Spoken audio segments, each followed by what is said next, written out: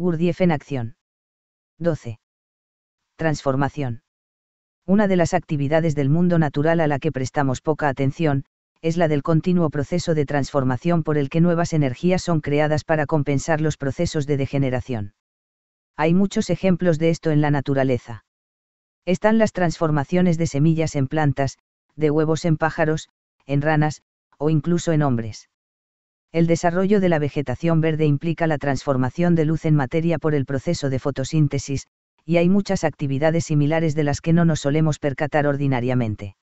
Hay diversos ejemplos de metamorfosis, tales como la transformación de una oruga en mariposa. La oruga vive en la superficie de las hojas, en un mundo que es efectivamente bidimensional, en donde se alimenta y desarrolla, hasta que en una cierta etapa se envuelve en un capullo y entra en un estado de animación suspendida del que emerge como una mariposa, un ser de un orden enteramente diferente. Tiene un grado adicional de libertad, al estar dentro de un mundo de 3 dimensiones. Se alimenta de diferentes sustancias, y es ella misma alimento para criaturas diferentes. Tiene la posibilidad de poner huevos, lo que una oruga no puede hacer, y es interesante advertir que estos huevos dan lugar a orugas, de suerte que esta transformación, este cambio de nivel, es algo organizado por la naturaleza con un propósito. Aún más notable es el desarrollo de una célula fertilizada hasta convertirse en un niño, un proceso que implica toda una octava de transformaciones, culminando en el momento apropiado por la emergencia de un ser de un orden enteramente diferente, una transformación desde el cosmos de las células hasta el cosmos del hombre. La esencia misma de la transformación, de hecho, es un cambio de estado desde un nivel hasta otro superior. Ahora bien, aunque normalmente solo nos percatemos vagamente del hecho, el cuerpo humano es una extraordinaria máquina transformadora. Se mantiene por la ingestión de alimentos de diversos tipos, que transforma en las energías requeridas para sus operaciones diarias. Esto es dirigido por la inteligencia del centro instintivo, que aceptamos como un derecho de nacimiento, y de la que solo nos preocupamos si algo anda mal, usualmente por nuestra propia estupidez. El alimento es, pues, tomado por el estómago como hora 768. Aquí, por la acción de enzimas ya presentes en el sistema, es transformado en un material líquido llamado quimo, de la calidad de hora 384, y este a su vez es convertido en material gaseoso hora 192, tal como se muestra en la Fig. 8. Estas dos etapas constituyen las dos primeras notas de una octava ascendente, pero existe un lugar de constricción en el que el progreso es obstaculizado. De aquí que sea necesario reforzar la energía de la nota Mi por la introducción de algún material externo de la misma calidad, y esto es proporcionado por la toma de aire en los pulmones. Sabemos por experiencia que tenemos que respirar para vivir, pero normalmente no caemos en la cuenta del modo en que esto es necesario para reforzar los procesos digestivos. Más aún, el segundo alimento ha de ser de la calidad correcta. El aire fresco vigoriza el cuerpo. El aire estático o polucionado causa rápidamente una indigestión o incluso enfermedades. Recibido este ímpetu renovado, la octava prosigue entonces hasta la creación de Fa 96. Aquí se produce un completo cambio de calidad. Está en primer lugar la creación de hora 48, en la nota Sol, que antes vimos que era la energía del centro intelectual, seguida por la de hora 24 y hora 12, que tienen que ver con los centros emocional y sexual. Así que el simple acto de comer un trozo de pan, reforzado por la inhalación de aire, ha creado toda una gama de energías vitales y psíquicas sin las cuales el cuerpo no podría llevar a cabo la diversidad de funciones que damos completamente por supuestas. Y sin embargo todo esto es una operación mecánica, un proceso cósmico que fue programado por la inteligencia de la vida orgánica cuando el cuerpo fue traído a la existencia. Es automático, y no requiere atención alguna más allá de procurarse el aire y los alimentos necesarios. Pero la enseñanza esotérica dice que para el hombre todavía es posible una clase posterior de transformación, que no es automática, sino que requiere una atención consciente. Esto exige la ingestión consciente de un tercer alimento que normalmente no reconocemos como tal, a saber, el alimento de las impresiones, y nos dicen que si podemos comer este alimento producirá un suministro posterior y más poderoso de los hidrógenos superiores. ¿Qué queremos decir con lo de impresiones? Superficialmente son artículos de información suministrados por los sentidos. Si no hubieran sentidos ciertamente que no recibiríamos impresión alguna, pero creo que es algo más profundo que esto. Aunque solo sea porque el mismo suceso, la misma cosa, la misma situación, puede evocar impresiones bien distintas de acuerdo con el estado del receptor. Así pues, me parece que en las impresiones debe de haber algún elemento de significado. Ouspensky define una impresión como la más pequeña unidad de pensamiento, sensación o emoción, lo que se podría parafrasear llamándola la más pequeña unidad de darse cuenta. Bajo esta luz podemos ver que las impresiones pueden ser recibidas desde muchas partes del universo, teniendo cualidades que recorren todo el espectro de los hidrógenos. No obstante, podemos decir que, corrientemente, las impresiones son de la calidad de hora 48, pues normalmente son reconocidas por el centro intelectual, que opera con este hidrógeno.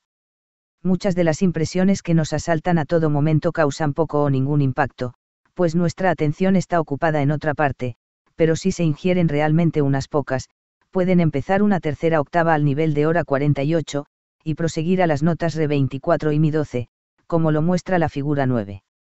Estos serán dos hidrógenos psíquicos adicionales a los producidos por la octava mecánica de la Fig. 8. Más aún, puesto que están al comienzo de su octava, tendrán una potencialidad mucho mayor. Sin embargo, esto es solo parte de la historia. El aire, que respiramos para proporcionar el reforzamiento en el corte MIFA de la octava de alimentación, empezará su propia octava y hará sonar las notas re 96 y mi 48, enriqueciendo así las energías producidas por la octava mecánica, pero aquí el progreso se detendrá, pues nuevamente habrá un semitono que falta. No obstante, si la octava de las impresiones ha comenzado, proporcionará el impacto necesario a la octava del aire, que proseguirá entonces, produciendo un posterior suministro de hidrógenos psíquicos, e incluso una pequeña cantidad de energía consciente, la 6, tal como se ilustra en la Fig. 9. Está claro que el cuerpo lleva a cabo labores insospechadas. Se le compara a veces con una factoría de 3 plantas que produce 3 grados diferentes de energía, física, vital y psíquica, y para esto requerirá alimentos adecuados, de los que 2 están libremente disponibles, pero el tercero, el alimento de las impresiones, tiene que ser especialmente preparado, y es absolutamente esencial para el apropiado desarrollo del organismo. Se dice que no podemos existir sin impresiones, pero esto puede interpretarse de un modo demasiado superficial. Ciertamente, el cuerpo necesita un suministro constante de información proporcionado por los sentidos, que es entonces interpretado mecánicamente por el cerebro. Pero hemos visto que las impresiones son algo más que reacciones de los sentidos. Contienen un elemento de percepción, de darse cuenta, y si hemos de vivir, que es algo distinto de meramente existir, tendremos que aprender a usar estas impresiones como alimento. Existen para esto 2 requerimientos. El primero es la necesidad de la discriminación, pues no todas las impresiones son de la calidad adecuada. Somos bombardeados por impresiones procedentes de muchas partes del universo, pero no tenemos por qué aceptarlas indiscriminadamente. Podemos desarrollar un sentido del gusto que seleccione las que son buen alimento y rechace las que son dañinas o venenosas, igual que el centro instintivo escupirá el aliento físico malo. Somos curiosamente instintivos en nuestra elección de las impresiones. Alguna gente se precipita hacia la escena de un accidente para engullir sensaciones desagradables, y hay una constante ingestión de suciedad procedente de las impresiones internas generadas por la consideración interior. Realmente, deberíamos ser más inteligentes. Las impresiones que son aceptables tienen entonces que ser digeridas. Igual que el alimento físico no proporciona nutrición alguna hasta que es transformado por la acción de los fermentos del estómago, así las impresiones tienen que ser sometidas a la influencia de fermentos psicológicos, para cuyo fin hemos de organizar un tipo de estómago psicológico, y esta es la segunda exigencia, de la que normalmente no nos percatamos. Ahora bien, está claro que este es un ejercicio consciente, requiriendo una calidad de atención diferente a la que basta para los asuntos de la vida. Se le llama el primer impacto consciente, tan distinto del impacto de la respiración en la octava de la alimentación, que es automático. Tenemos que someternos a la dirección de los niveles más profundos de la mente, que pueden interpretar las impresiones de un modo diferente, no en términos de las exigencias de la vida, sino en el de las relaciones con el mundo real. Cuando hablamos de niveles más profundos de la mente, estamos expuestos a olvidar que estos son inteligencias de un orden diferente, operantes en el mundo astral, y que se percatan de las situaciones de la vida en su conjunto, no separadas por el paso del tiempo. Es a esto que Cristo llamó metanoia, que no significa arrepentimiento, sino el uso de una mente que está más allá de la ordinaria. Si las impresiones que nos entran se someten a este nivel superior de inteligencia, pueden formar la primera nota de una octava ascendente que comienza con Do 48. La siguiente nota será Re 24, que es de calidad superior, pero para que esto suceda tiene que estar presente un hidrógeno aún más ligero, hora 12, y si este conduce fuerza activa tendremos una tríada como lo muestra la Fig. 10. El carbono de esta tríada será una enseñanza esotérica de algún tipo, que conduciendo influencias conscientes creará una substancia de calidad intermedia, hora 24, que es la comprensión emocional. Esta a su vez puede convertirse en el elemento pasivo de una tríada posterior sometida a una inteligencia aún mayor de la calidad de hora 6, que para nosotros es divina, y esto puede dar lugar a un hora 12, en la nota Mi de la octava, que se detiene entonces salvo que haya un reforzamiento posterior, llamado segundo impacto consciente, pero nos dicen que no debemos intentar esto, ni siquiera considerarlo, hasta que hayamos dominado la técnica del primer impacto consciente. Todo el concepto de las octavas de la alimentación debe de ser interpretado emocionalmente, esto es, como un patrón de relaciones, y como tal es intensamente estimulante. El aspecto significativo del patrón es que no hay transformación posible sin la influencia de algo superior en calidad, de modo que las diversas etapas de las distintas octavas son, de hecho, escalones de una escala ya existente. Todos los hidrógenos discutidos están ya disponibles, pero su energía está siendo disipada continuamente, de modo que han de ser recargados, y este es el propósito de las octavas de alimentación, algunas de las cuales son de dispensación cósmica, pero las más importantes implican un esfuerzo individual. En la práctica, ¿cómo podemos poner a nuestra disposición estas oportunidades? Hemos de tener una convicción positiva de que la interpretación consciente de las impresiones es enteramente posible, y en la medida en que se consiga esto, los sucesos de la vida adquirirán un nuevo carácter. Todo aparecerá más ligero y vivido, abarcando horizontes más amplios, pero está claro que este estado no puede alcanzarse, asumiendo un pensamiento, pues este sería entonces un ejercicio de la personalidad, mientras que la transformación solo es posible a través de la influencia de un nivel superior de inteligencia. En nuestra condición normal, sin embargo, las demandas de la personalidad son tan clamorosas que no podemos escuchar las influencias superiores, incluso aunque podamos intelectualmente aceptar que existen. Tenemos que sacrificar muchas de nuestras acariciadas actitudes, incluyendo la creencia firmemente establecida en nuestros derechos, para dejar sitio a interpretaciones más conscientes de los sucesos. Si alguien dice o hace algo que me molesta, me resentiré, posiblemente de modo violento, pero en cualquier caso al menos internamente, y lo añadiré a la lista de cuentas que tengo contra él o contra ella.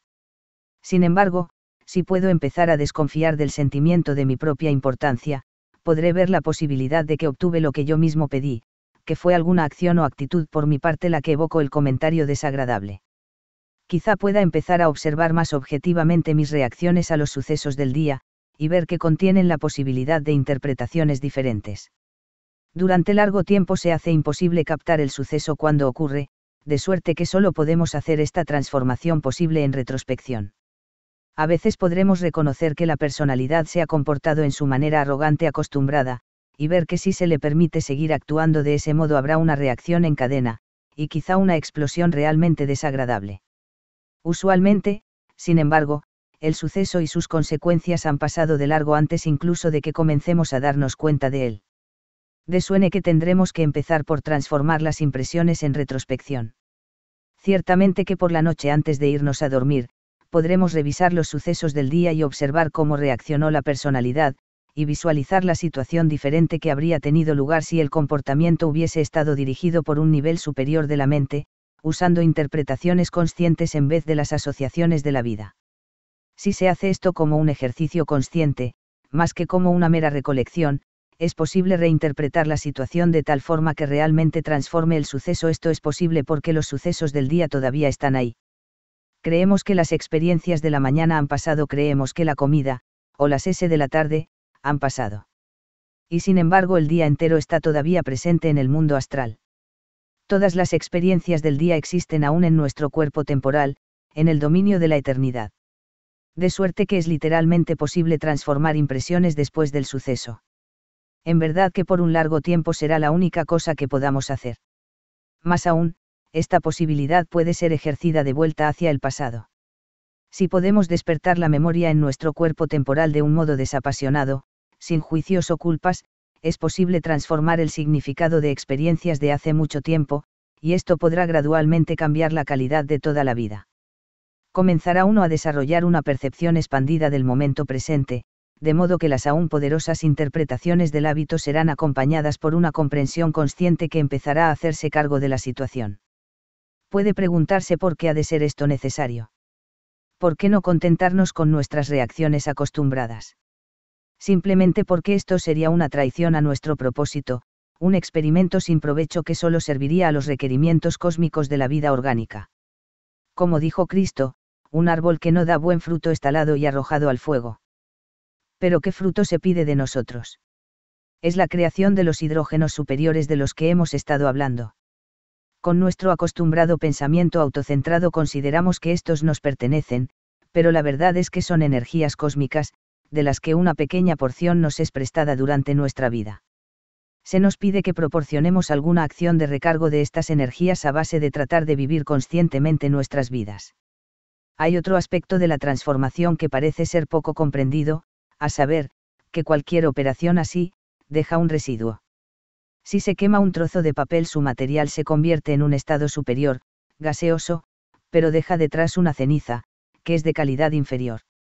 El alimento que comemos es refinado por los procesos digestivos, pero el residuo es evacuado y sirve a un nivel inferior, siendo alimento para las bacterias. Hay insospechados residuos similares en los órdenes superiores de transformación. Como dice Meister Eckhart, místico del siglo XIV, en uno de sus sermones, todo el trabajo y los desechos del cielo son captados a mitad de camino por la cima de la tierra.